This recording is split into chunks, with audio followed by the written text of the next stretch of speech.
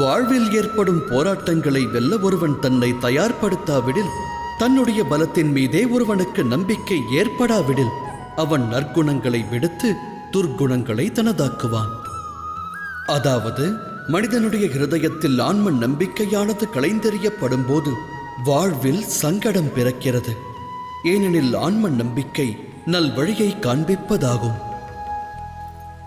ஆன்ம நம்பிக்கை என்பது யாது? ஒருவன் வாழ்வில் தோன்றும் போராட்டமானது தன்னை பலமிழக்கச் செய்யும் என்றெண்ணினால் அவன் ஆன்ம நம்பிக்கை இழந்தவனாகிறான். அவன் அப்போராட்ட களத்திலிருந்து விடுபடுவதற்கு பதிலாக அதில் மூழ்குவதற்கு உபாயம் தேடுவான்.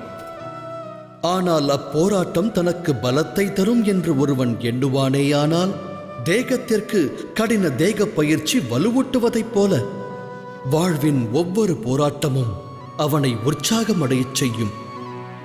அவ்வகையில் ஆன்ம நம்பிக்கை என்பது வேறொன்றுமல்ல, நம் மனதின் நிலையே ஆகும். எதிர்கால வாழ்விற்காக பல வழிகள் இருக்கலாம், ஆனால் நல் வழியை காண்பிப்பதே ஆன்ம நம்பிக்கையாகும். சிந்தித்து செயலாற்றுங்கள்.